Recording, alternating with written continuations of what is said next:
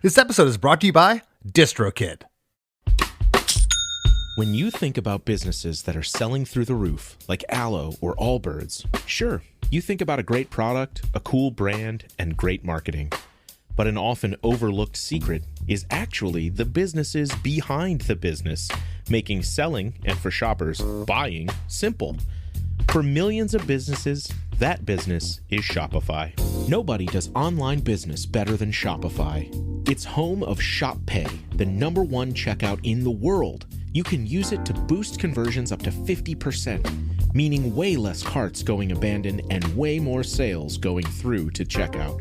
Sign up for your $1 per month trial period at shopify.com/income, all lowercase. Go to shopify.com/income to upgrade your selling today.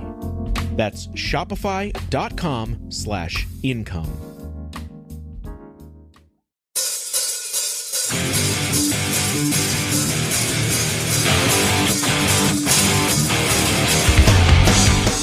Hey gang, today's guest is Stacy Jones, lead vocalist and guitarist for the Boston, Massachusetts rock band American Hi-Fi.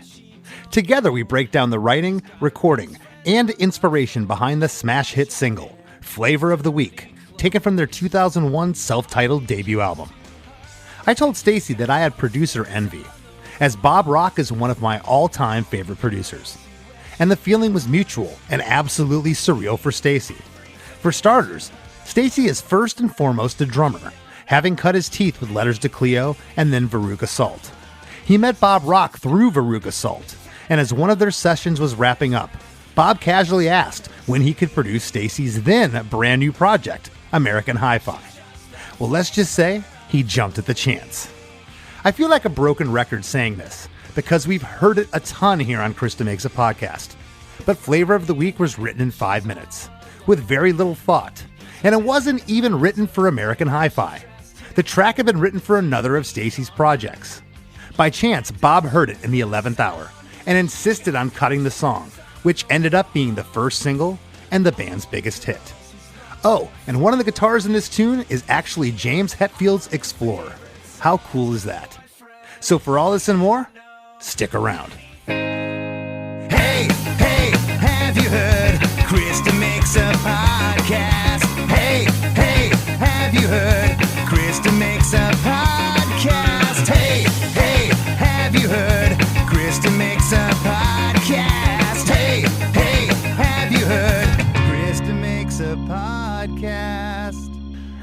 All right, Stacy. So for the listeners, I was just joking. I jokingly referred to you as a rock star, and you laughed, and you said, oh, I'm anything but that. And I said, what a great lead-in, because researching this episode, you've got your fingers and have had your fingers in so many projects. And there's a question I want to ask you, but for everybody listening, I mean, you played drums in Veruca Salt. That debut record, those records are great. Those records are great.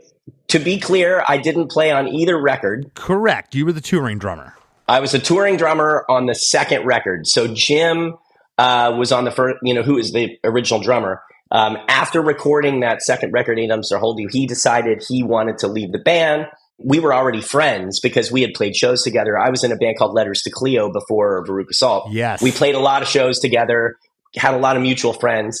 So they called me up and were like, hey, do you want to join our band? And Letters to Cleo was kind of on a hiatus at the time. So I got to join Veruca Salt, a band that I was already a huge fan of. So those few years were like, that was incredible because they were massive.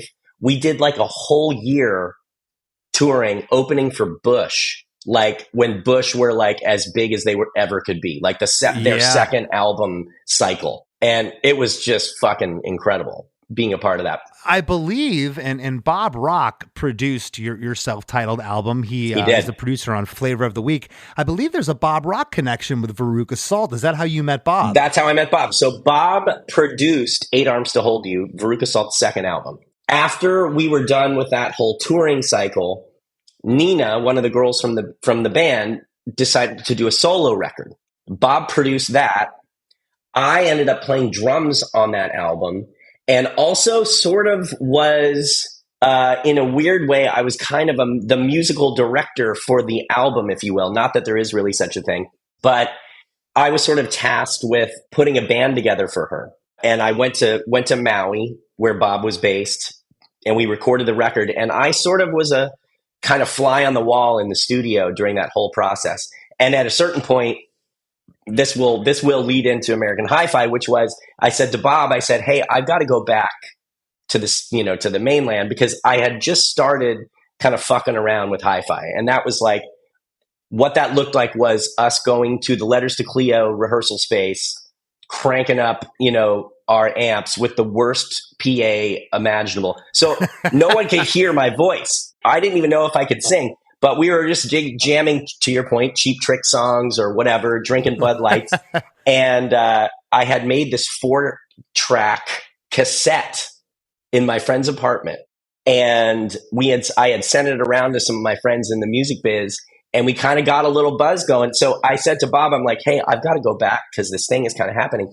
And he was like, well, I'd really like you to stay because I think Nina really enjoys having you here, and I like what you're doing. And so I ended up bringing the guys from American Hi-Fi over to Maui.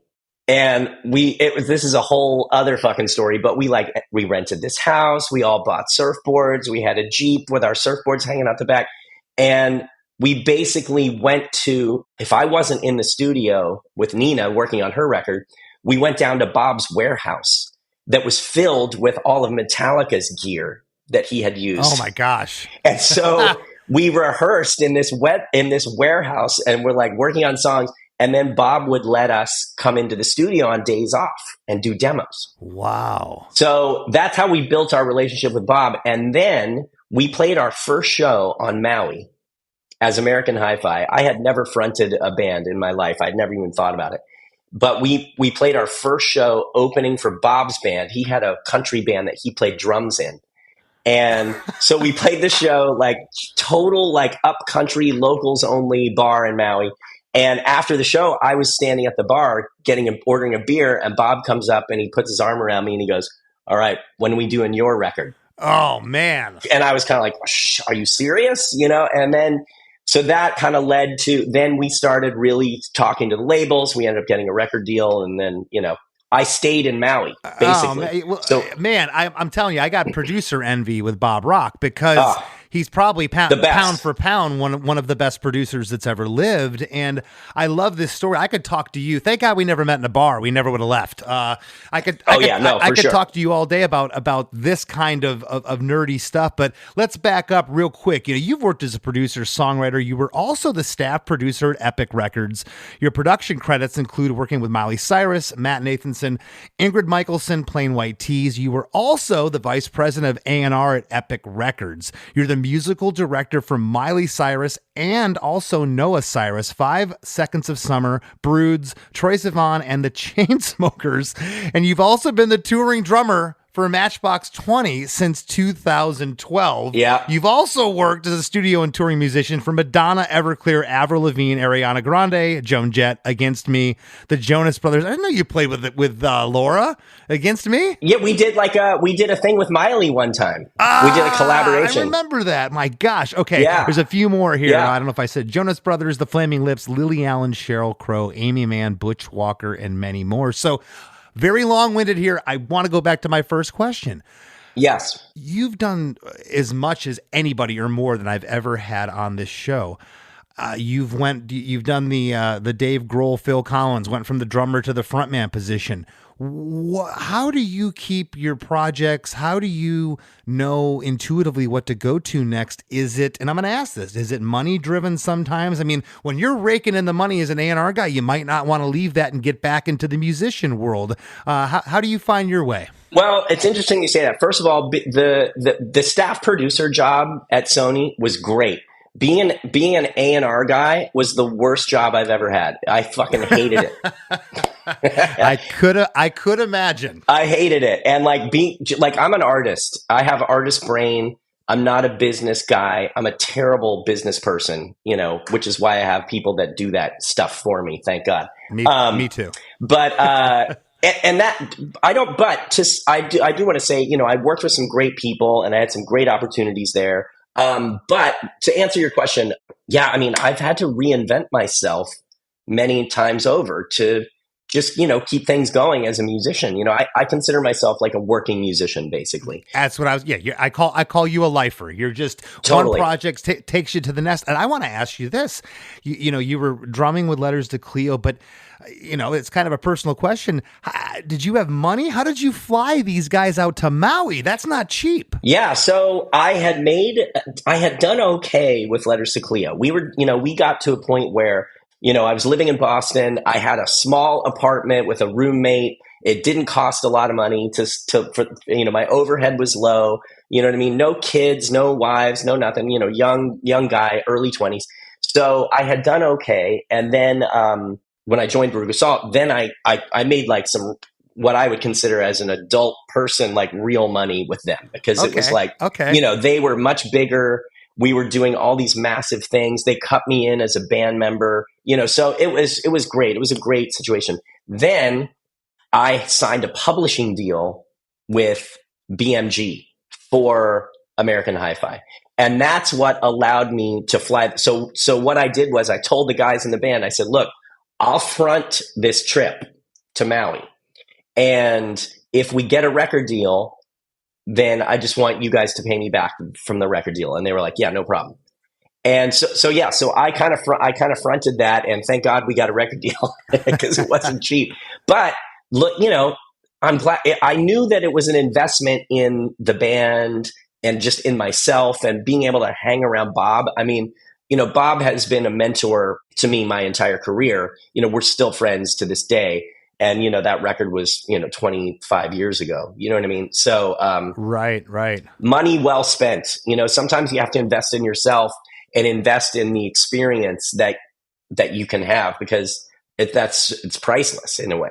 I absolutely love every bit of this. Now, Bob taps you on the shoulder and says, hey, when can I make your record? And what are you thinking at this point? And you said Maverick, were they in the picture at this point? Oh, so we actually American Hi-Fi signed with Outpost Records. Outpost. Okay. Was that Louise's imprint from Veruca? No, but Veruca Salt's second album was on Outpost. I remember that. Okay. Outpost was Scott Litt and Andy Gershon and Mark Williams, who they created Outpost. Mark was already working with Veruca Salt on the first record when they were at DGC. So they kind of came over to it was kind of his label. So we signed there as well because we loved Mark. And so at the time it was like, I think it was just Veruca Salt and Days of the New. You remember Days of the New? Oh, of course. Yeah. They were on Outpost. I think the Chemical Brothers might have done a record around that time on Outpost. But then this is, classic music industry story. Midway through recording our album, there was this big merger, and Mark Williams called me. We were in Maui making the record, and he's like, hey, we're folding up the label. But because they didn't want to be part of this big merger, they said, we'll continue to pay for the record, and then we'll let you guys go to wherever you want afterwards. We're just going to take a small fee, which was really that's amazing. Cool of them. That's amazing. Yeah. And we had, so when Hi-Fi got this kind of like little, buzz going, everyone I was in Maui and everyone was like, okay, well, you've got to come to New York and play a show, and you've got to go to LA and play the Viper Room and whatever.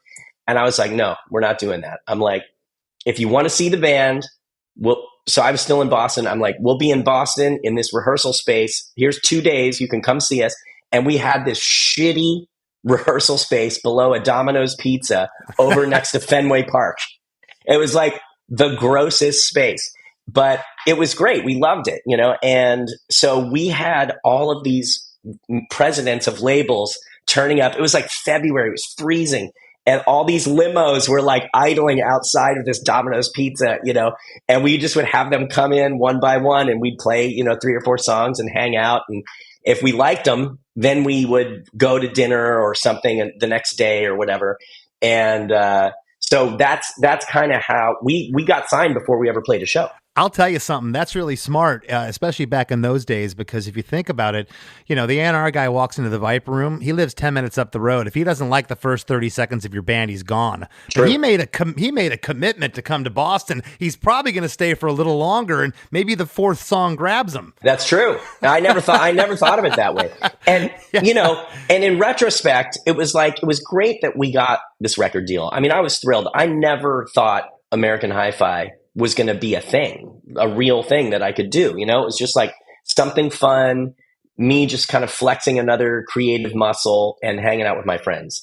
So fantastic that we got that record deal. We were able to make a record with Bob. The downside is we didn't get to build a fan base out there touring. You know what I mean? Like the first time people heard of our band, we were on the radio or MTV.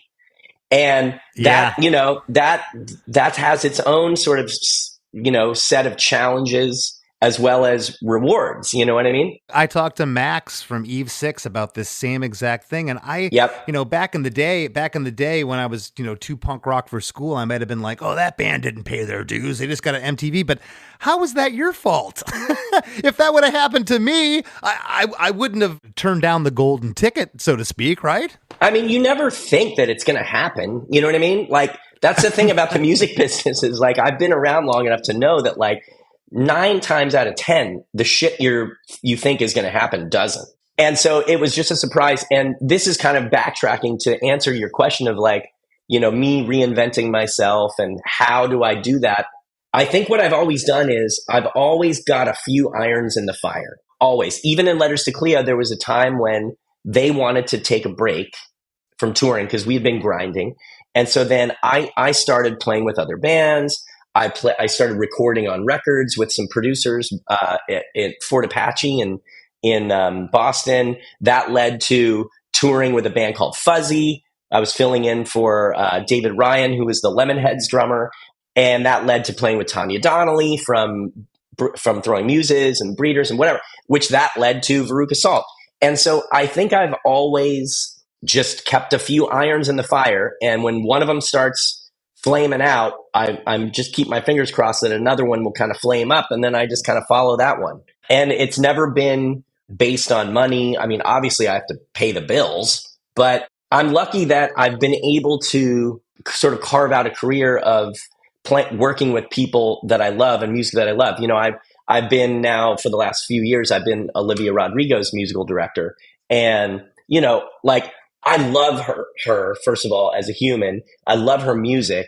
And when I'm putting a show together for her, it's like, it might as well be my name on the marquee. Like, that's how much I care about it. You know what I mean? Yeah, man, your heart's into it. My heart is in it. And so I'm really fortunate. Kane Brown is another, I started working with Kane Brown, who's a country artist a few years ago. And same, like, I'm invested in their music just like it's my own. That's great. Well, let's take a step back in time here to when was this? 2001. My gosh, where did the time go? The song's 3 minutes and 8 seconds. Flavor of the Week, spelled W-E-A-K. The intro, 10 bars total, starts with 1 bar of just hi-hat. On bar 2, a lone guitar is panned hard left. On bar 4, another big guitar is centered, along with bass guitar and the drums rocking away with a driving double snare beat to lead us into verse 1. What's interesting about this song, I've listened to it, and I've heard it a ton over the years, but I listened to it the past couple days so many times. Don't take this the wrong way. This intro sounds like it, I feel like it was written after the fact. It was put there. It doesn't sound like the rest of the song, but yet it works in context. Totally. And, this will go back to the bigger story of how this became a song. But yeah, Bob, he said to your point about that riff, he was like, we need a banging riff. We need a banging riff. So go back down to the house and write a banging riff for this thing. And I wrote it so that it modulated, you know what I mean? Just because I thought it felt like it had it had this kind of darker feeling. And then sort of this, once the verse kicks in, it kind of goes into more of that kind of major chord light feeling. Yeah, because if you're too sugary off the top, maybe the poppy part doesn't have the impact. Correct. I wanted that juxtaposition for sure. Yep. Again, this song is how many years old now? The production. I mean, it's Bob Rock. It sounds current. It sounds big. I always do the car test. My listeners know I cranked this song up the other day, man. I got goosebumps. I'm driving down. It's blowing my hair back off my head. I had it so loud, and it's like a truck coming at you. The production's amazing. So good. And we did the same thing in Maui. Like we would get tapes and then go sit in the car and crank it. Every time we always did the car test. Always. Yeah. Even while we were doing roughs of the stuff, we would do that. Like, I think that's so important. Do you recall if the top riff was the demo like this, or what? Did it go through a lot of changes? Yeah. Okay. So now let me tell you the story, because there is a story. Okay. This is back in the day when, we spent 6 months making this record, right? Which is insane. Sure. So like 2 months into making the record, I get a call down at the house. And it's Bob. And he's like, hey, I need you to come up. I got to talk to you about something. And I'm like, okay. So I go up to his place. We rented a house, maybe 5 minutes from Bob. So I hop we had this shitty Jeep, that had no top. It was fucking so good. Yeah. It's like board shorts and flip flops, drove up to Bob's. Yeah, Magna PI on a budget. Totally. It was the best. And so I drive up to Bob's, and he's got 2 margaritas made. And so I'm like, oh shit, here we go. So we used to call them mosquito talks, because we would stand out on the balcony next to the studio and just get eaten alive by mosquitoes. But it was our private time. It was like he and I, we were talking about the music or talking about a part or this or that. But so he's got these 2 margaritas, and he's like, listen, I've got to leave and go work with Metallica. And I was like, what do you mean? I'm like, we're in the middle of our album. And he's like, I've got to do this thing. They want to record with the symphony orchestra, and there's a finite amount of time we can do it. And I got to go do it. And I was like, okay. And so to his credit, he was like, I'm going to pay for you guys to stay. I'm going to cut my fee. I'm going to leave my engineer here. You guys just keep writing, keep recording, keep demoing. So we're like, okay, I mean, what are you going to say? Right. So we're just like, okay, we wake up in the morning, we go surfing, come back, do some demoing, go play golf in the afternoon, go hang out with our friends that we've met on the island in the evening and have, cocktails. And we were doing that for a while, and we got bored. And so one day it was raining. And so Jamie, who's the guitar player for American Hi-Fi, who also plays in Miley's band with me and all the things I do when I do a house band, he's part of that. We were sharing a house together, and it was raining. It was kind of dreary. And I'm like, he always wanted to be a drummer. And so I said, okay, well, why don't let's create a band, and you can be the drummer, and we'll have it fronted by women. It's going to be like female bass guitar singer and then male drummer. Like that was kind of like what our vision for the band was. We even thought of a name that I named the band Astronomy Club, was what I was going to call it. And I was going to be the guy that wrote those songs for the band. You know what I mean? Like the behind the scenes guy. So Jamie's like, great. So so I'm sitting there, I pick up the guitar, and I just am fiddling around, and all of a sudden I'm like, my boyfriend, he don't know anything about me. And I just had the idea for the song. And we moved about, a few years ago. And I found the original notebook that I wrote Flavor of the Weekend. Oh, cool. And I wish I should have busted it out today. I'm sorry I didn't. But because it was just the lyric, there were, when I'm sure you've written a million songs where you're scribbling and this and that, arrows pointing to this, there was hardly any of that. It was just it just came out. I paint my nails and he don't know. Best friend, I wash my hair, his dirty clothes are all he gives to me. So I wrote it from the female perspective, so that a woman or a girl could sing the song. And we were like, it's pretty good, and it just and that was it. And that was our afternoon. You know what I mean? It probably took me, I probably wrote the song in 30 minutes, the whole thing start to finish. You know how many times we've heard that on this show? It's either this song, we labored over it forever and we finally got it, or it happened in 5 minutes. That's awesome. That's it. There's no in between for me. I agree. It's either lightning in a bottle or you labor over this thing. And the lightning in the bottle ones are always the best. And Dan Wilson said something that I totally agree with and believe in, which is like, as a creative person, when I find that kind of thing like that, I don't know where the fuck it's coming from. You know what I mean? Like, I do feel like I'm channeling some thing. Like, I'm not religious. I'm not necessarily all that spiritual, but I do believe there's this like creative fucking force out there that like some people are better at tuning into. And like every once in a while, I find myself in that space where like something will hit and it just comes out, you know, and it's effortless. And a lot of times it seems out of the blue in a way, you know, like there was no reason for me to write this song. You know what else happens sometimes, Stacy, is that you did it so quickly, you start to overanalyze it.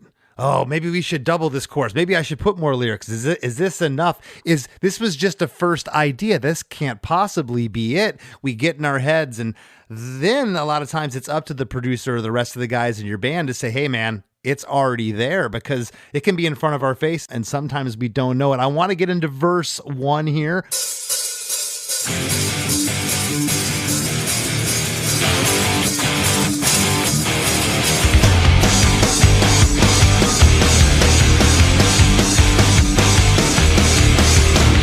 She paints her nails and she don't know.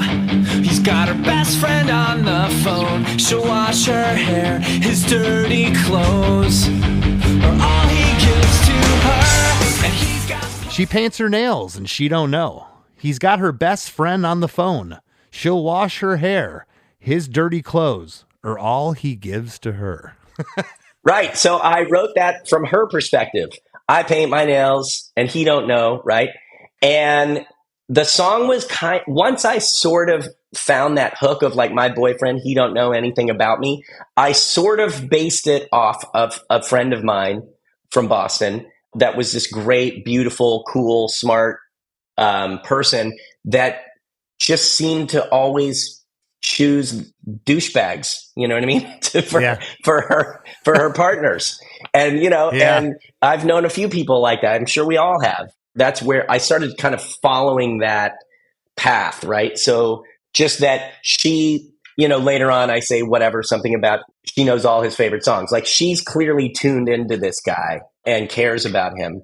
And he's just too busy sitting back playing fucking, you know, Tony Hawk Pro Skater and smoking weed. You know what I mean? Yeah, well, and you really hit on some cultural significance there, because especially in the 90s, you know, it transcended. It wasn't just a hip hop thing. Everyone was smoking weed. Right. The video game thing, the Nintendo, the Sega, excuse me, that was all over the place. So you kind of hit on pop culture, but you also told a very simple story here. I marvel at songs like this. There's not much going on, but it's perfect. Me too. Me too. I'm like, you know how many times I've tried to write, you know, Flavor of the Week again? Like you can't. I know. You can't. It's so fucking hard. And like, that's why like sometimes, you know, that inspiration just hits and like one little line can lead to a whole story. And to me, that's the hardest thing to do as a songwriter, is tell a story that everyone can relate to and do it really fucking quickly. Because in pop music, you know, you've got a verse and a pre-chorus maybe and a chorus and then another verse. And then that's pretty much it. You know, the bridge usually isn't much of a storytelling piece of the song. Not to mind people's attention spans. You know, I'm holding up my phone right now. You know, it's like people are getting hit. You got to hit them with the hook, right? Yeah. And the first time I heard this song, Stacy, I remember this wasn't one that had to grow on you. This song to me is immediate. There's hooks everywhere and it's absolutely immediate. Want to back up to verse 1. The guitar is panned slightly left here with the vocal only. Great delay on the lead vocal with a cool slap back, kind of panned off left. Yeah. Bob does that. It's, his Beatles school of vocal treatments. It's so good. Totally. Between Dirty Clothes and Are All He Gives to Her, we get a floor tom snare buildup that creeps in, and we get into pre-chorus 1. To her, and he's got posters on the wall of all the girls he wished she was, and he means everything to her boyfriend. And he's got posters on the wall of all the girls he wished she was, and he means everything to her. We get double vocals here, a guitar, slight left, bass guitar, and drums. First harmonies in the song on He's Got Posters on the Wall and He Means Everything to Her. The drums go halftime, and another little noodly 3-note guitar lick panned off left happens halfway through, and a counter guitar panned off right that's playing octaves. This part's killer. And again, I'll have you talk about the lyrics, but it's kind of obvious here. Right. It's exactly that point where it was like, she really is invested in this guy, and he kind of is, just doing his own thing, And as far as the production goes, yes, you're right. Bob was obviously a huge Beatle head. And just rewinding slightly, so I had written this song for Astronomy Club. And one day we're now back. Bob is back. The Metallica thing is done. Well, that's what I wanted to ask. Yeah. So he comes back, and now this is in full swing, this song. So he comes back. We haven't thought about this song, right? This was not a song for American Hi-Fi at all. I will never forget it. I'm sitting at Bob's, SSL console. I got my feet up. I got an acoustic guitar. I'm just strumming around. We're doing something, and Jamie says, "Hey, Stace, did you play that? You got to play that song for Bob." And I'm like, "What song?" And he's like, "The Astronomy Club song." And I was like, "Oh yeah." And so I told Bob about how I was going to be this, kind of overseer of this band that Jamie was going to play drums in and whatever. And I play him the song, and Bob looks at me and he goes, "That's a fucking hit." And I was like, "Yeah, it's pretty good, right?" And he's like, "No." He's like, "That's a hit for you. That's a hit for this fucking band." And I was like, I don't get it, And he's like, "Flip it and, write it from your perspective." And I'm like, I was still kind of like, "Well, what do you mean?" And he's like, "Look, let's take a look at the chorus. My boyfriend, he don't know anything about me." He's like, "Sing it from your perspective." And I was like, "Oh, her boyfriend, he don't know anything about." And Bob's like, "Go back down to the house right now." So we were in overdub mode. So Bob had a big live room that we had set up with like amps and an acoustic guitar station and whatever. No drums. This is like probably like noon, 1:00. And Bob's like, "Go back down to the house and flip these lyrics." And this is where I didn't have the riff. He's like, "Write a banging riff for an intro." I went down to the house and did that. While I did that, the rest of the guys and Bob and the engineers set the live room up again for drums. Oh my gosh. So can I interject something Yeah. real? When you're in the 11th hour of making a record, you're doing overdubs and bells and whistles. The last thing you want to do, and I've talked to other artists about this, okay? I haven't met anybody that's stoked in the 11th hour going, "Oh, let's set back up and cut another track." It's overwhelming. You already got a million ideas in your head swirling, but Bob Rock's telling you to do this. So there's some levity to the situation. I mean, we had already recorded 16, 18 songs. You know what I mean? We're done. This record's done, Yeah. So I went down to the house. I flipped all the lyrics around. I wrote that riff. I came back up to the house. It was right around dinner time, and they had gotten drum sounds, and now we were set up again because we cut a lot of that record, the four of us live off the floor together, the rhythm tracks. So we fucking recorded Flavor of the Week that night at like 8:00 live off the floor, and that intro riff, that's me panned off to the side playing James Hetfield's Explorer. Oh, dude, that is... You know what I mean? And so we cut the rhythm tracks of that song live that night. Drums, So 2 rhythm guitars, bass, and drums live. I sang it the next day and did I sang it and did harmonies the next morning, and we were done. That's how quickly that came together.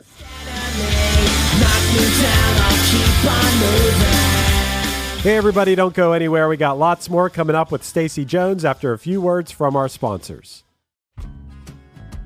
Hey guitar lovers, what if I told you that this fall you could escape to the Catskills and spend 4 days learning from the greatest Telecaster players on the planet? Introducing Masters of the Telecaster, happening September 29th through October 3rd at the beautiful Full Moon Resort in Big Indian, New York, just 2.5 hours from New York City. You'll get up close and personal with guitar legends like Guthrie Trapp, Larry Campbell, G.E. Smith, Carolyn Wonderland, Cindy Cash Dollar, and many more. These icons have played with everyone from Bob Dylan and Willie Nelson to Norah Jones and Mick Jagger. It's an all-inclusive, once-in-a-lifetime music vacation featuring world-class instruction, gourmet meals, gorgeous accommodations, and jam sessions in the heart of the Catskills. And no, you don't need to own a Telecaster to come. All skill levels are welcome, and scholarships are available through Music Masters Collective. Space is extremely limited, so grab your spot now. mastersoftetelecaster.org/the500. Once again, that's mastersoftetelecaster.org/the500. I'll see you there. I might go. Looking to elevate your music career? DistroKid is a digital music distribution service that enables musicians to distribute their music to online stores and streaming platforms such as Spotify, Apple Music, YouTube Music, Amazon, Tidal, and many more. DistroKid collects earnings and payments, sending them to you, the artist. With DistroKid, artists unlock a world of possibilities. From easily paying collaborators with splits, to securing your music with DistroLock, DistroKid covers all bases. Plus, you can promote your releases with Hyperfollow and create eye-catching visuals with a Spotify Canvas generator, all for free. But that's not all. Introducing the DistroKid app, now available on iOS and Android. Artists can manage their releases, view streaming stats, and withdraw earnings, all from the palm of their hand. And for those looking to perfect their sound, check out Mixia. With its simple interface and customizable mastering options, artists can make their music sound polished and professional within minutes. And don't forget about Instant Share, DistroKid's newest feature. Share large files securely with collaborators, producers, and more, ensuring your music streams at the highest quality. Ready to take your music to the next level? Download the DistroKid app and explore their suite of tools today. Plus, listeners can enjoy 30% off their first year by visiting distrokid.com/VIP/DeMakes. That's distrokid.com/VIP/DeMakes.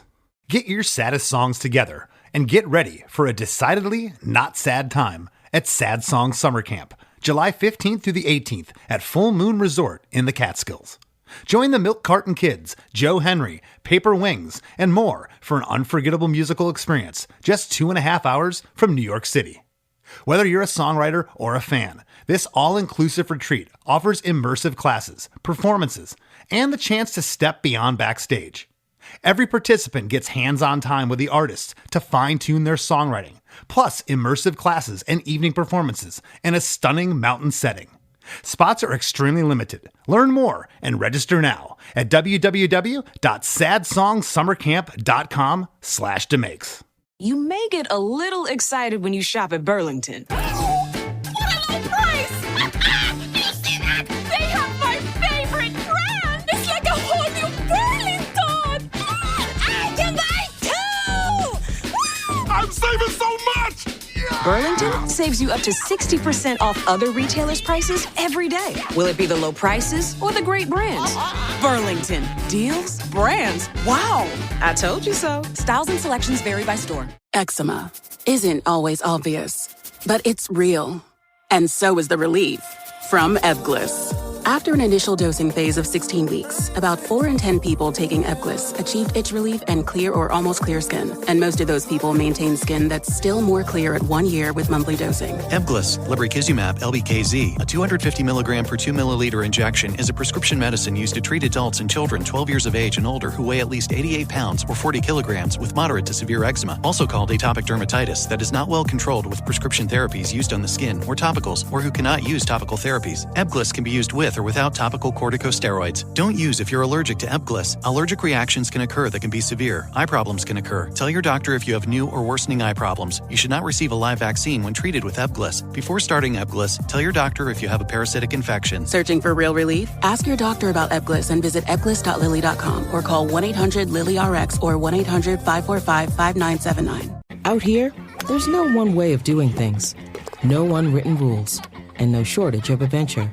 Because out here, the only requirement is having fun. Bank of America invites kids 6 to 18 to golf with us. For a limited time, sign them up for a free 1-year membership, giving them access to discounted tee times at thousands of courses. Learn more at bankofamerica.com/golf with us. What would you like the power to do? Bank of America. Restrictions apply. See BofA.com/golf with us for complete details. Copyright 2025 Bank of America Corporation. Hey everyone, Chris DeMakes here. And I've got some exciting news. Chris DeMakes a Podcast is now on Patreon. Your support is what keeps this show going, allowing us to bring you deep dives into amazing songs from incredible artists every week. When you join our Patreon at chrisdemakes.com, you'll get instant access to hundreds of episodes of The After Party, our weekly bonus show where producer Chris Fafalius and I talk music history, trivia, tour stories, classic albums, and whatever else comes to mind. Plus, you'll get early ad-free episodes of Chris DeMakes a Podcast, unedited video versions of each episode, and, of course, a brand new episode of The After Party every single week. If our show brings you a little joy, help us keep it going strong for just a couple bucks a month at chrisdemakes.com. Not ready to commit? No problem. You can sign up for a free membership while you decide. Thanks so much, everyone, and I hope to see you all at The After Party.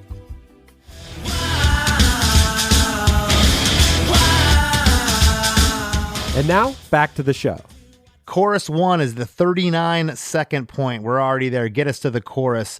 The whole band stops here. Dun, their boyfriend. It's such a hook. It's one of the most fundamental, easiest things you can do in music is do a band stop together. But my gosh, is it effective here? It's a hook. It's one of those songs where you remember it because of that. We get double lead vocals here as well. Her boyfriend, he don't know anything about her. He's too stoned. Nintendo, I wish that I could make her see. She's just the flavor of the week.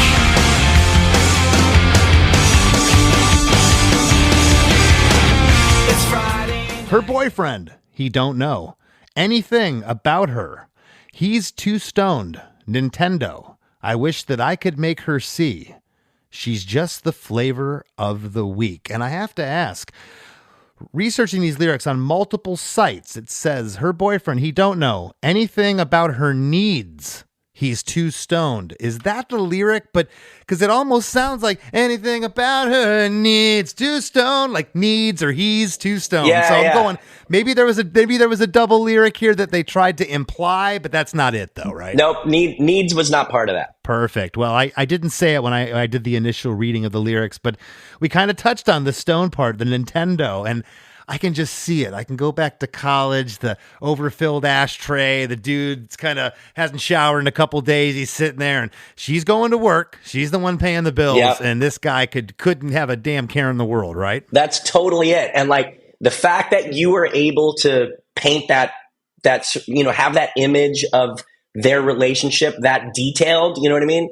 That's all, as a songwriter, that's all you can ask for. It wasn't just me. Millions of people that heard this song feel that it's immediate, and you could sit here and go, oh, it's kind of a pedestrian, dumb lyric. It's not the greatest. It doesn't matter. It's a hit. Totally.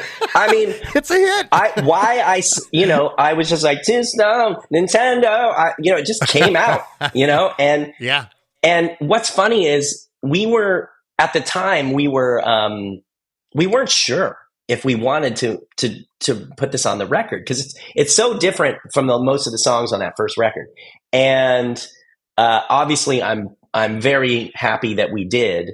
And now 25 years later, whatever it is, I still love playing the song. We just played a couple shows at the end of last year, and there's nothing like, some people, like they get, we're definitely like a one-hit wonder, right? Like, people know Flavor of the Week, and then maybe some people know a couple other songs that were sort of minor, they except the super fans, the fans that love everything. The super fans, but I'm talking like just the normal people. So, we're a one-hit wonder. That's fine. I'm okay with that.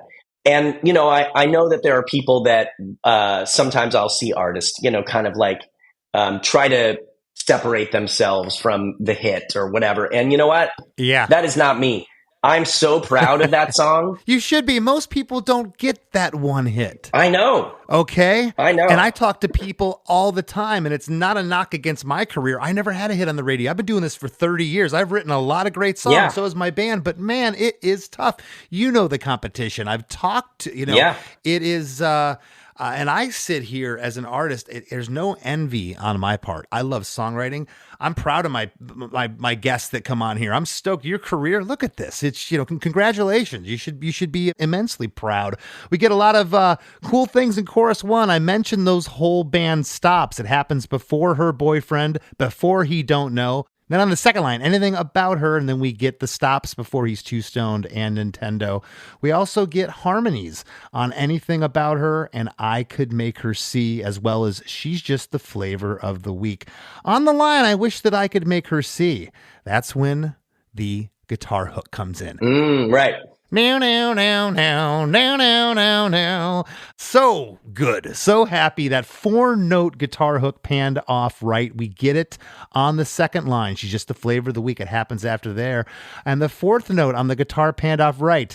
That last note is a long held out note over 2 bars of that double time snare intro before we get into verse 2. Love everything that happened here. It's great. Well, thank you. I think that we were definitely trying to channel Cheap Trick, for the guitar melody stuff. No question. Yeah. Same with the harmonies too. I got to thinking about that part in particular. You could have went, whoa, whoa. Could have been a vocal thing. Could have been a keyboard thing.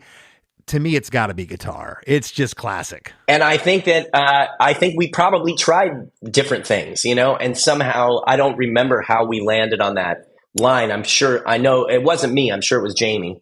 But we always tried to, even with our songs that were on that record that are a little darker, I think our instinct is always, we like that kind of like sugary pop over heavy riffs. Oh yeah, I'm a sucker for that. I'm a sucker for that too. So that's always been our kind of MO. I love what happens here in verse 2. Drums and bass along with an 8th note palm muted guitar, the bass and a sparkly arpeggiated little guitar off to the right.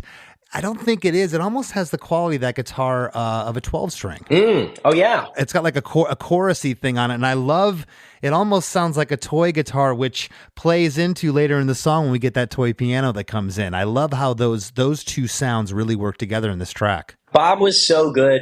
He's a guitar player. So he's so good at tones and kind of knowing what sort of textures kind of need to come in and out. And he would just grab the guitar and say like something like this. And he kind of like, sort of play a line or play a little thing. And then Jamie would take it from there and make it his own. And I remember, those parts came together so quickly. Again, it's like we didn't overthink it. We just kind of went with our gut, and we had the incredible Bob Rock steering the ship. I love it. And now you guys were cut into Pro Tools at this point, 2000, 2001. Or was this the tape? No, we had tape. I think we might have. Well, if you cut off the floor, maybe everything was taped and you dumped to Pro Tools to do vocals and mix and everything. I think that's what we did. I think we cut most of the basics. I know we had tape because we were just talking about that the other day. Like, where the fuck are those? Where are those 2 inches? You know what I mean? Hopefully they weren't in the Universal fire in 2008 because we lost stuff in there. And that's where, so I have no idea. But yes, I think you're right. If my memory serves me, we recorded stuff, then dumped it into Pro Tools. we didn't do a lot of editing. We left a lot of things just kind of raw. And Bob, we didn't like beat detective the drums or anything. Sometimes like I would hear something and we would just like move a kick drum just manually, like just move that guy. Now I was going to say, we're gonna talk about kind of leaving things as they are in this second verse. There's something I really like here, and Bob's kind of famous for this. Even on the Metallica, the Motley Crue records, he's done the big, huge productions. There's still things that aren't perfect, and totally they don't have to be in rock and roll. It's Friday night and she's all alone. He's a million miles away. She's dressed to kill, but the TV's on. He's connected to the sound, and he's got pictures. It's Friday night and she's all alone. He's a million miles away. She's dressed to kill, but the TV's on. He's connected to the sound. And I already mentioned the drums and the bass are here with that eighth note palm muted guitar and the little riff. We get a harmony on He's a Million Miles Away, and it's this harmony that is loose. It's not tight at all, that harmony there. I love that, though. You go back and listen to stuff like Allman Brothers, Crosby, Stills, and Nash. Totally. It's tight, but it's not perfect because it push and pulls and breathes. And there was a record that we referenced a lot, which there were a lot of records, but like Rancid, Out Come the Wolves is a great. Like I love that record so much, and there's so when you think about that record, you think how like punchy and tight everything is. But if you put the headphones on, Lars and Tim are playing different shit. Like it's not tight. No. And it has this like, it breathes. And same with like harmonies. Like I love harmonies that are loose. Like there are even harmonies on our records where I say the wrong word and we kept it because, like the Stones. The feel was there. The Stones did that once, and we're like, we noticed, and we really dig in. Yeah. So I like that. I like that push and pull of like, sometimes shit is really tight and other times it's like kind of fighting with one another. And it just gives it more of a human vibe. I'm glad that you pointed that out. Yeah, no, it's great. And how did you approach verse 2 with what's going on lyrically here? I mean, you have the story going on, and my problem with verse 2 is a lot of time that I struggle with is I go, it's just not as strong as the first verse. Is the story good enough here? And when were you satisfied with verse 2? I think it's great. It just kind of flowed out. Like I wish I had the notebook to show you. There were so few crossouts. Have you ever done that though, where you go, I think verse 2, I've had producers say, I think verse 2 should lead this off. Why are you saving that lyric for verse 2? Totally. Yes, absolutely. And that's why I have notebooks that are like, I have the lyrics and then a big arrow that are like, oh, these are up here now, This was not one of those songs, and it just kind of flowed. And I guess, I just kind of pictured, the guy sitting there on the, with a Bud Light in his hand, like slouched in the couch, like watching TV. And his, this awesome girl is like ready to go out and, and he's just like, couldn't care less. You know what I mean? And he doesn't realize what he's missing.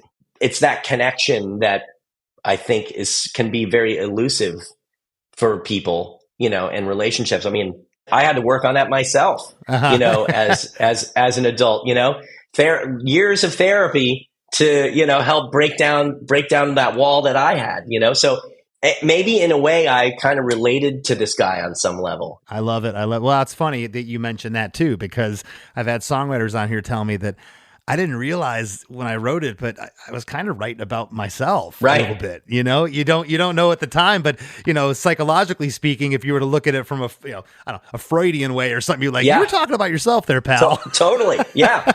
Yeah. I may have been. Pre-chorus 2 is great. We get a lyric change here. And she's got pictures on the wall of all the girls he's loved before.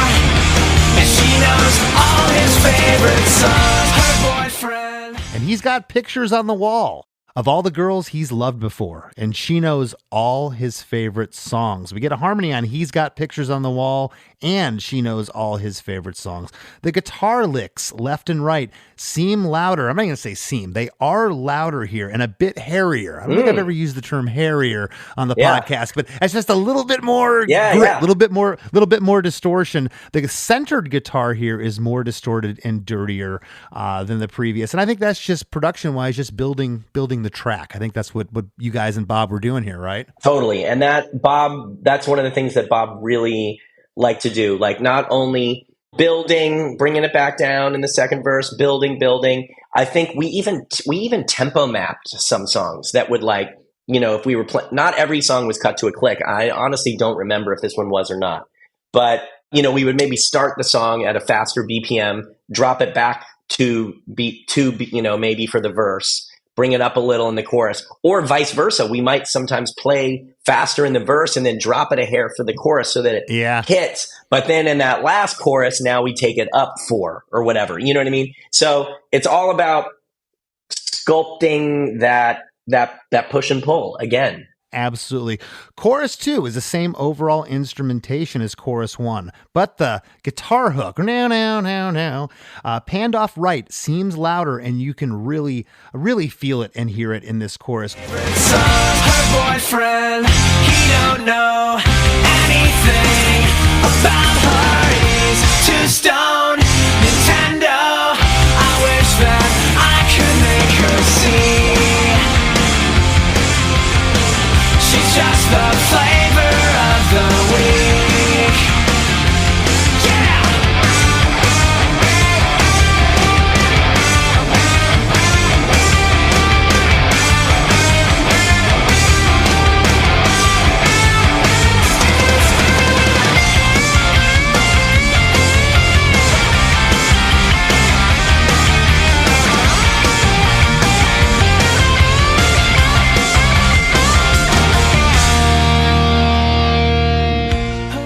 We get a really spirited vocal into an 8-bar bridge with syncopated drums, bass guitars, and it sounds like maybe a little bit of a wah pedal on the guitar there. And it's a very pronounced guitar lick that is centered. And then we get into the 8-bar guitar solo. We get a nice tambourine panned off left, 16th notes just going there. And this guitar solo is just... it's very rock and roll. It's not too flashy. It's perfect for the context of the song. Talk about that a little bit. I remember when Jamie was playing that, I was like, you know, my references for guitar solos were always like Chuck Berry or like, you know, what would Mike Ness do? Yeah. What would Noel Gallagher do? You know, I love those just kind of like classic rock melodic solos. You know, I'm not a shredder myself. I mean, I appreciate shredders, but you know, and that's the thing. It's one of those guitar solos that it does sound kind of classic, and you know, you can kind of hum along. You know what I mean? Which I think is nice. Well, I think 6 or 7 years earlier, mid 90s, you probably wouldn't have. Your guitar solos were like a 4-letter word, kind of, especially a guitar solo like that, unless you were Social Distortion or something. But, you know, you think about the bands that the guitar solo was like this warbly, weird, like buried effect. And, it, you know, it had to be something weird. This was anything but that. And I remember your band stuck out at this time, Lit and Buck Cherry. It was kind of like when the 2000s happened, it's like, oh, we can have solos again. People aren't embarrassed about it anymore. And when I saw Bob produce this record, I was just like, yes. Maybe we're going to get some guitar hooks and solos again. Oh yeah. No, that's a great point. I remember the same thing when I heard that. We listened to that first Lit record a lot while we were making this record, because it had come out right around that time. And same, like we love the guitar, all the guitar stuff that, you know, that Jeremy was doing on that. And we kind of measured ourselves against that. Yeah. Well, I love the simplicity when that tambourine comes in. Only time in the song comes in right there. Just little things like that just get me revved up. I think it's so cool. This guitar solo is followed by 2 bars of the whole band. Everything is ringing out. Her boyfriend, he don't know anything about her. He's too stoned. He's too stoned. He's too stoned. He's too stoned. Her boyfriend. It's kind of odd, this part. And was this is the other part in the song besides the intro that I went, did they struggle with this part? Because it's strange how it just stops and now we're going to go into a broke down chorus. Yeah, I don't remember how we got to that place. I think it's possible that we just felt like we needed to breathe a little because, the song does have a lot of momentum. Yeah, but almost like in a bridge type situation coming out of this solo, which kind of acts like the post bridge. You have this big, loud build-up thing, and then you break down. It's not what you guys did. You kind of just fizzled out and then did the break. I see what you're saying. Yeah, it's not. It's not odd when you're listening to the song. It works perfect. Yeah. But as a songwriter analyzing this, I go, man, I've never done that in a song, and that is just so. It's simple, but it sticks out to me because it's not the obvious. Right. Yeah. I honestly, I can't answer that. I don't know why we did that. So I could be wrong. Something tells me that Bob might have been like, let's just have it stop there. Maybe that's a trick he learned along the way. It's totally. definitely stuck out to me. We get into the chorus 3 breakdown. The lyric is, her boyfriend, he don't know anything about her. He's too stoned. He's too stoned. He's too stoned. He's too stoned. We get harmonies on all the two stones. On the first couple lines, it's just that arpeggiated guitar panned off left and a toy piano panned off right with the vocals. I love how those things work together. I don't even remember that there's a piano on there. Yeah, there's a toy piano panned off right. Wow. Yeah, because we definitely messed around. Like Bob had a Hammond. There was a couple, upright pianos. There were lots of little gadgets floating around. Yeah, there's a toy piano that's not perfectly in tune, panned off to the right. That's so funny. I'm going to have to listen. I'm going to have to go back and listen because I don't remember. I remember goofing around with that kind of stuff, but I don't remember that specific moment. Let me tell you something, buddy. Stacy, you've remembered more than a lot of people. Okay, you get the Golden Goose Award here for remembering. It has been 25, 26 years. Yeah. And there's definitely a lot going on. But yeah, I love when that piano on the last, he's too stoned. The whole band comes back in for a full chorus. There's no stops this time. That's interesting. Was that ever talked about? I think we just felt like we needed to keep going, because we had just had that breakdown. And yeah. So let's just hammer it through. Let's get to the finish line.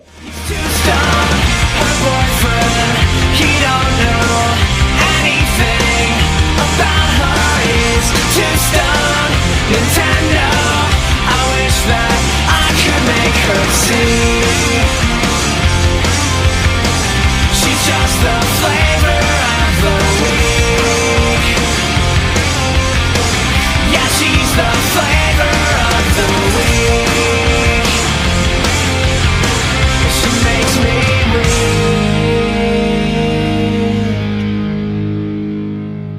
No stops on this full chorus. That arpeggiated guitar off left stays in, and the guitar hook now is on bars 1 and 2, 5 and 6, and then it's on bar 9 till the end of the song. And that's that guitar hook panned off right. The back half of that riff now is different. It's a little more playful. So it's like now. There's a little thing happening there, which I could hear. I could be a fly on the wall in the studio. It's like overdub time. What's the last things we could do? Hey, let's embellish on this a little bit. Totally. Just give it a little extra stuff for the end of the song. Yeah. Just a little shake it up a little. I said embellish. I think I meant to say expound. Anyways, they both work. They both work. At the very end here we get, she's the flavor of the week. She makes me weak. I'm going to tell you something. That end makes me weak at the knees because it doesn't resolve. It ends on the E flat. I'm a sucker for that. I call that the cliffhanger. It's like you want to rewind the song to the beginning. It doesn't resolve. It's like, I need that resolve. I got to listen to it again. I love that too. And you said that about closing time when I was listening the other day. Yes. Yeah. And I totally, that's one of my favorite tricks. I love that. Anytime it happens, I bring it up on the show and I talk about it with the same gleeful wonderment because I do that a lot with a lot of songs. There's something about not resolving to the root note that leaves you with a feeling of all kinds of feelings. It could evoke hope. It could evoke sadness. All kinds of things, and it's cool. And what's funny? I do the same thing in my shows live. Like I did. So there was a a moment in Olivia's new show where I did the same thing. I had them end on this, whatever the chord was that didn't resolve. Same with Kane Brown, did the same thing.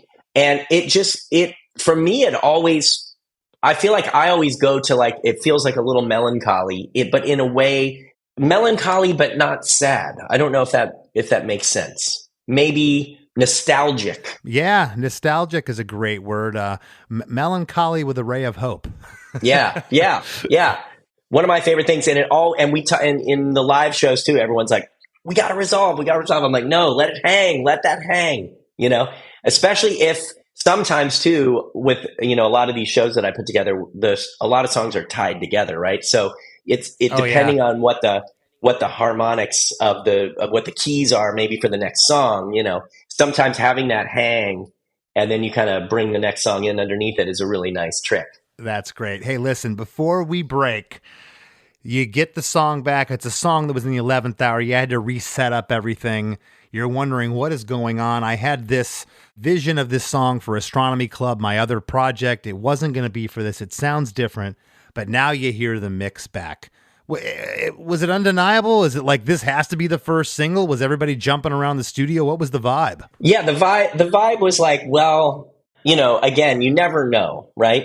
But I think when we listen to that back, that it's really the first and only time in my life where I was like, we fucking knocked it out of the park here. You know what I mean? Like, dude, if this doesn't work, I don't know what does, No. Yeah, like I said, this song to me is, and I don't think I've talked about this too much over whatever I've done now, 250 episodes here. I've never really talked about something that, I guess timeless isn't even the right word. It's just something that all the parts click. You did this in 5 minutes, man. I know. And that is the best advice I can give to people when people ask me about just being a creative person. And the thing I would say is be authentic and be open to that, just kind of like lightning strike and stop everything when that happens. You know what I mean? Like I've had song ideas in the car. My best songs were Flavor of the Week. I think I wrote Another Perfect Day, which is on that album, which is another song I'm really proud of. I was in the shower and I had I remember I had that kind of like hit, and I was like, yeah, fuck. And I was like, and this was like back before, you couldn't just pick up your phone and record it, So I remember like walking through my house. My roommate was like sitting in the living room. I've like got a towel. I'm dripping water. I'm like looking for my little, cassette tape thing to record. Yeah. Cause I was like, I had the hook, and it hit me out of the blue. I wasn't like in the shower trying to write a song. Yeah. So point is, try to be open to that creative force that's out there and try to tune into it. I don't know how to do that, but, and just be authentic. That Flavor of the Week is one of the most authentic things I've ever written. And it's the one song that I've written that's really connected. And so I think there's a reason for that. I love it. Well, listen, we talked about everything that you've done, but I have to ask before we go here, what's coming up in your world? Much of the same, directing all the acts you're directing? Yeah, I've got. I'm really lucky that my day job is being a musical director. These days, so I do a lot of stuff for NBC where I'll put, like I do this show for them called Christmas at the Opry. We've done it the last 2 years. I've done their New Year's Eve show a few times, and I get to put the bands together and do the arrangements for whatever guest artists are coming in. I play drums on that stuff, which that's awesome. That's my first instrument and still my first love. So yeah, I've got more stuff with Kane and Olivia this year, but I also have some shows with Letters to Cleo, which is great.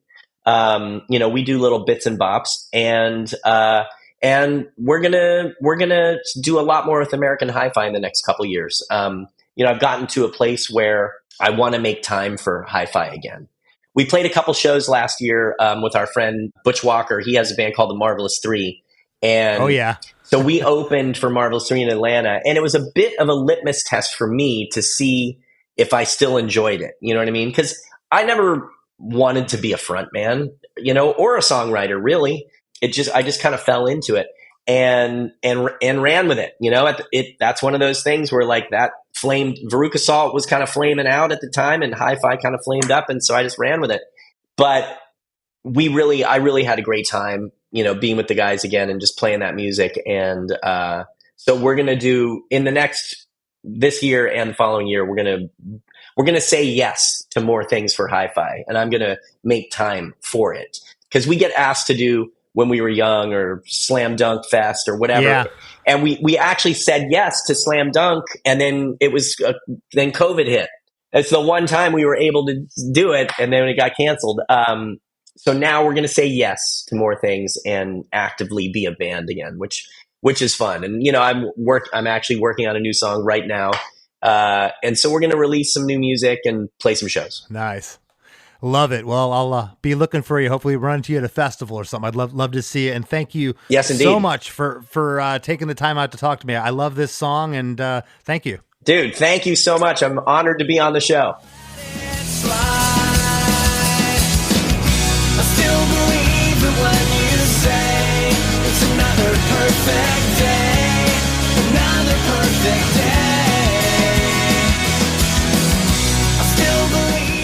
I hope you all enjoyed that conversation with Stacy Jones. I got lots to talk to Chris about in the rap segment that's coming up.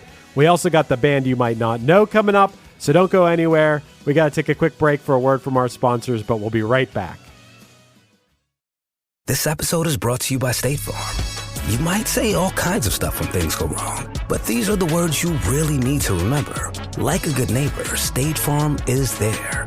They've got options to fit your unique insurance needs, meaning you can talk to your agent to choose the coverage you need, have coverage options to protect the things you value most, file a claim right on the State Farm mobile app, and even reach a real person when you need to talk to someone. Like a good neighbor, State Farm is there. The spirit of innovation is deeply ingrained in America, and Google is helping Americans innovate in ways both big and small. The Air Force Research Laboratory is partnering with Google Cloud using AI to accelerate defense research for air, space, and cyberspace forces. This is a new era of American innovation. Find out more at g.co/American innovation. Hey there, travelers. Kaylee Cuoco here. Sorry to interrupt your music, great artist BT Dubs, but wouldn't you rather be there to hear it live? With Priceline, you can get out of your dreams and into your dream concert. They've got millions of travel deals to get you to that festival, gig, rave, sound bath, or sonic experience you've been dreaming of. Download the Priceline app today, and you can save up to 60% off hotels and up to 50% off flights. So don't just dream about that trip. Book it with Priceline. Go to your happy price, Priceline. The NBA 82 game grind is done, and now the real fun begins. The NBA playoffs are here, and DraftKings Sportsbook has you covered as an official sports betting partner of the NBA. Make it a playoff run to remember with DraftKings. Download the DraftKings Sportsbook app and use code FIELDGOAL. That's code FIELDGOAL for new customers to get $200 in bonus bets when you bet just $5. Only on DraftKings. The crown is yours. Gambling problem? Call 1-800-GAMBLER. In New York, call 877-8-HOPE-NY or text HOPE-NY 467-369. In Connecticut, help is available for problem gambling. Call 888-789-7777 or visit ccpg.org. Please play responsibly. On behalf of Boot Hill Casino and Resort in Kansas, 21 and over. Age and eligibility varies by jurisdiction. Void in Ontario. New customers only. Bonus bets expire 168 hours after issuance. For additional terms and responsible gaming resources, see dkng.co/audio. Don't get shut out. Blinds.com's Spring Cyber Monday last chance deals end soon. Elevate your window treatments while the savings last. DIY or let our pros handle everything from measure to install. Blinds.com makes upgrading your home easy with free virtual consultations, honest pricing, and free samples delivered to your door. Shop confidently with our 100% satisfaction guarantee. Blinds.com Spring Cyber Monday last chance deals are happening now. Save up to 45% site-wide plus a free measure. Blinds.com. Rules and restrictions may apply. Hey friends, have you been loving Chris DeMakes a Podcast? Well, spread the love by leaving a 5-star review on Apple Podcasts and Spotify. Don't hesitate to share what you enjoy about the show in an actual written review on Apple Podcasts. Not only does it help more people discover us, but we often read reviews in the Wrap segment of the show. It's a quick, cost-free way to support us and takes just a minute of your time. Your reviews mean the world to us and help us keep the podcast thriving. Thank you for being a listener, and thank you for being a friend. As we near the end of the show, here's a band you might not know. Welcome to this week's Band You Might Not Know. If you'd like your band to be considered for Chris DeMakes a Podcast, email your best song via MP3 only and a short bio to bandyoumightnotknow@gmail.com. This week's featured artist is Contact Sport, a three-piece punk band out of Narm, near Melbourne, Australia, featuring Chris Beach on bass and vocals, Blake Matkovich on guitar, and Evan Frieden on the drums. This is the band's first ever released material. Here's a snippet of their song, Sarcastronaut. That I would rather be adrift in Europe's ocean. Afloat inside the Milky Way. I'm clipped onto Orion's belt. Yeah, I think that this is where I'm gonna stay. The Wrap with Chris and Chris.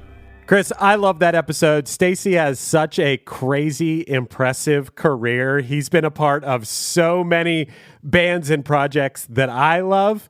And I got to tell you, I love the talk about Bob Rock. I know you couldn't wait to talk about Bob Rock, but Chris, this week especially, that clip keeps coming up on Instagram and TikTok. There's actually an Instagram account that every day posts the clip of Bob Rock from Metallica, Some Kind of Monster, where in his chair he rolls over Lars' foot, and Lars goes, "Don't ever do that again."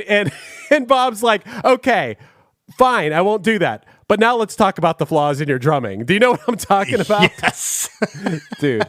Yeah. That is the funniest shit ever. He is pretty shrewd and cutthroat, but man, the guy knows his craft. Yeah, I mean, that is a crazy story about Bob letting Stacy's band.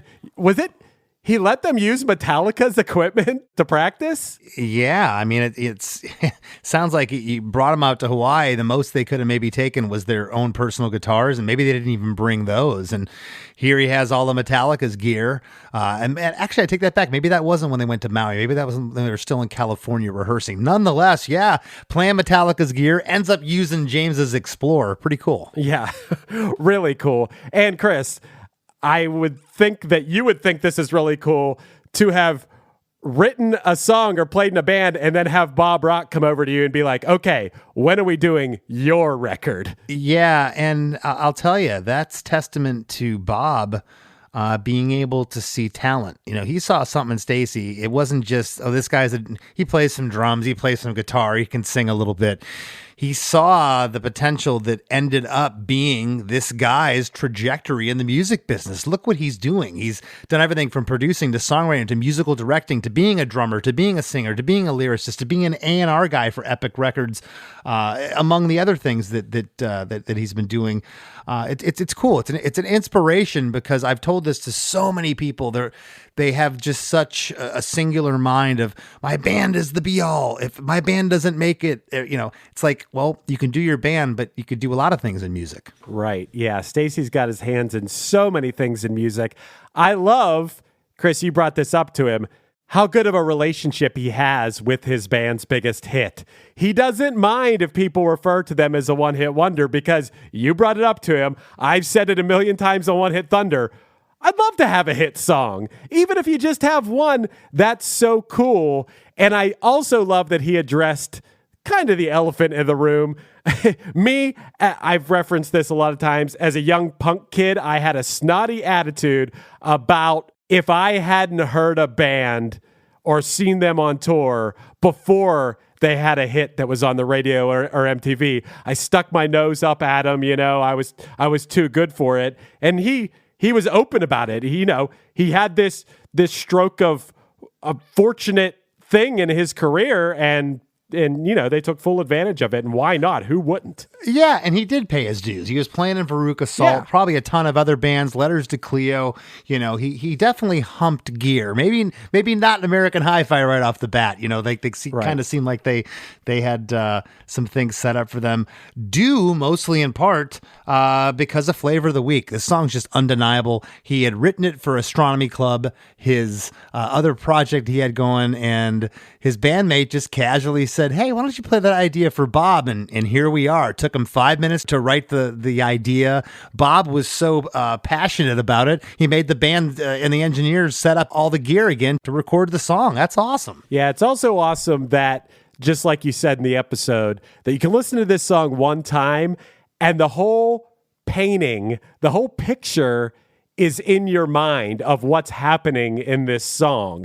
It doesn't get too into the weeds. It's easy to pick up on and picture these characters in the song. Yeah, it's not too heady. It doesn't need to be. And I think that's maybe why Stacy was apprehensive about bringing it to the table for, this was another project. This doesn't sound like American Hi-Fi. It's not our vibe.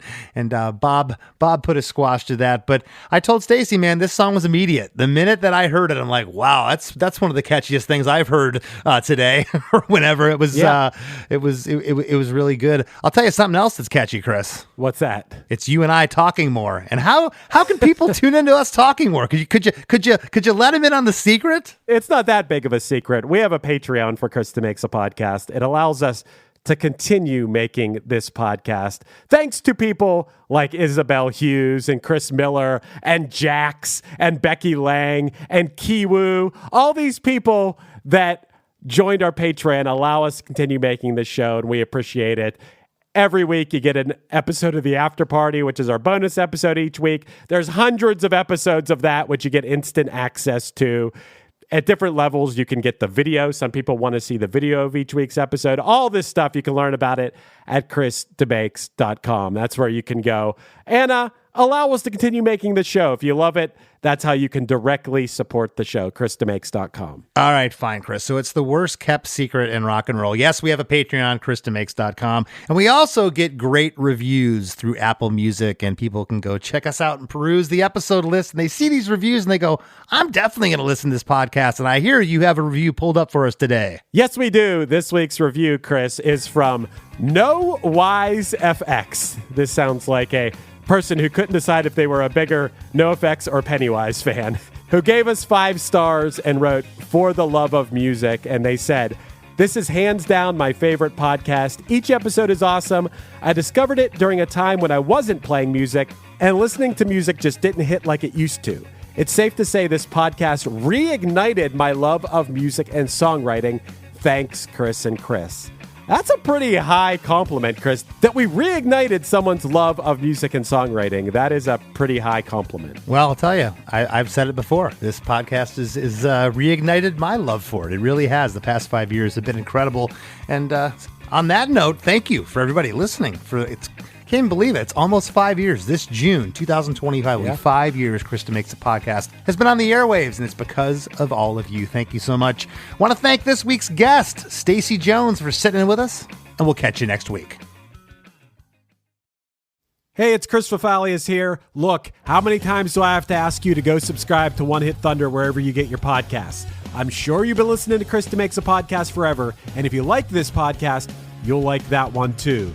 You get to hear us talk about Take On Me or Flagpole Sitta or Tipsy or whatever song we're doing that week, and we laugh a lot and we learn a lot. And sometimes we discover that a band is actually way better than their hit song, or sometimes we learn that the band totally sucks and should never have had a hit. But regardless, it's always fun. One Hit Thunder, just go subscribe wherever you get your pods.